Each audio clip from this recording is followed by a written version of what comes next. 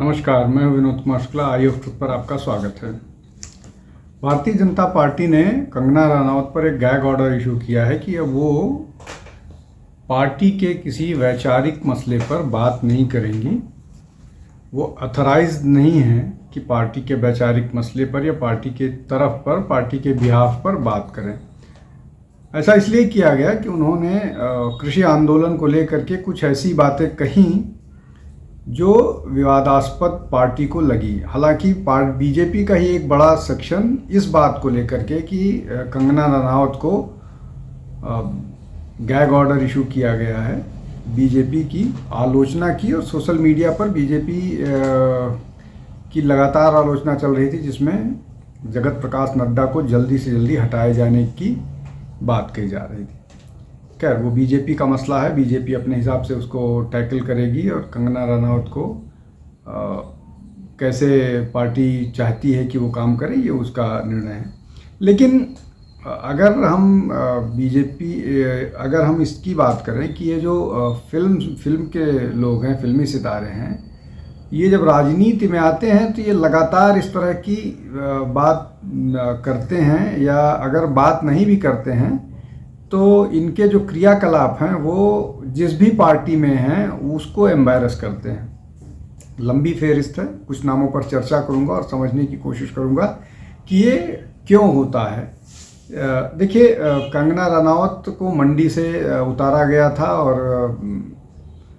मंडी से जो वहाँ का वीरभद्र सिंह का परिवार है, वीरभद्र सिंह के लड़के के खिलाफ वो चुनाव लड़ी और जीत करके आई।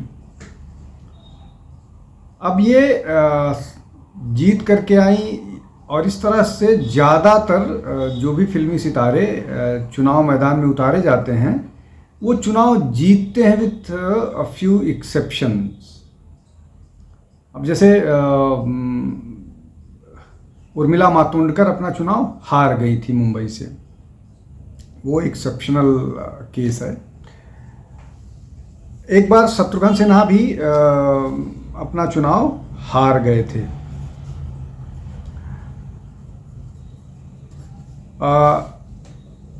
लेकिन ज़्यादातर जो है वो चुनाव जीत जाते हैं और इसीलिए इनको चुनावी मैदान में उतारा जाता है।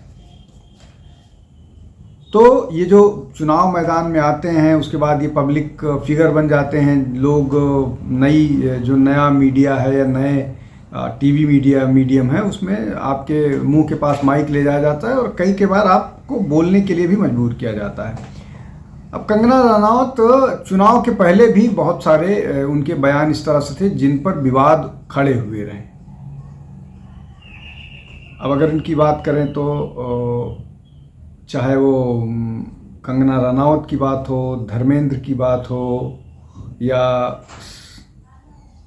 सनी देओल की बात हो, गोविंदा की बात हो, ये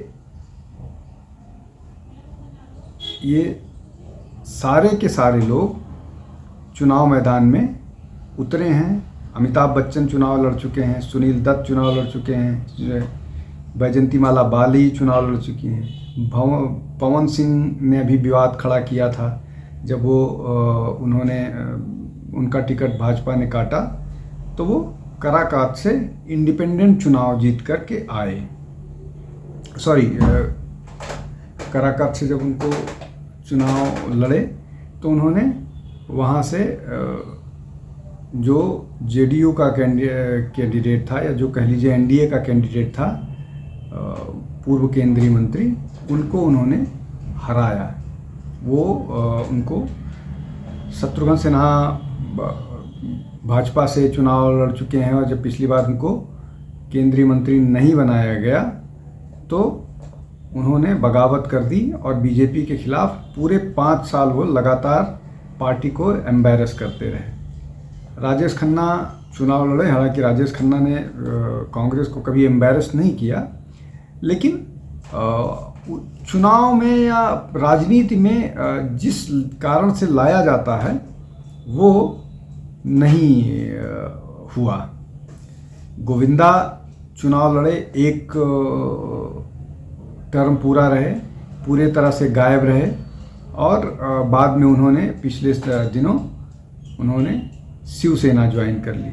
ऐसे ही सुनील दत्त केंद्रीय मंत्री रहे, बहुत रिस्पेक्टेड लीडर के तौर पर जाने गए।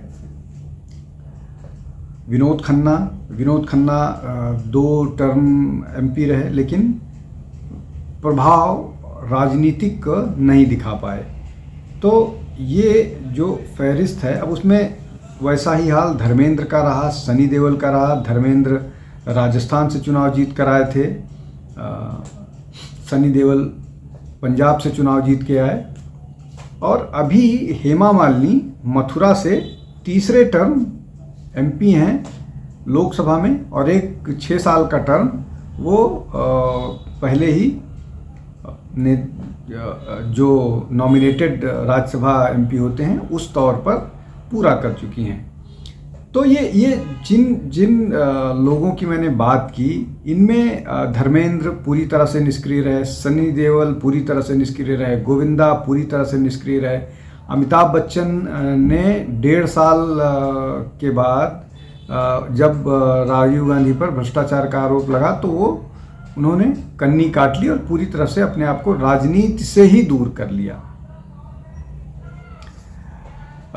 उसके अलावा अब अगर अमिताभ बच्चन के परिवार की बात करें तो जया बच्चन जो हैं वो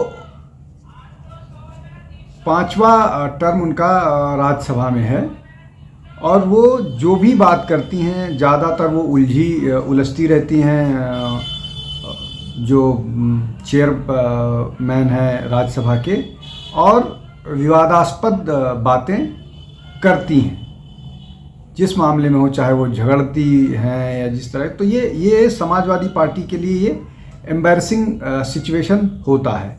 सुनील दत्त के बारे में जैसा मैंने बताया कि वो बहुत सेल्फलेस आदमी थे, उन्होंने बहुत बेहतर ढंग से अपनी पॉलिटिकल पारी के लिए, उनकी बेटी, हालांकि उनका फिल्म से कोई लेना देना नहीं है, नम्रता दत्त, वो प्रिया दत्त जो हैं वो 2 बार की सांसद रही हैं। विजय लक्ष्मी वैजयंतीमाला वाली बीजेपी की सांसद रही हैं।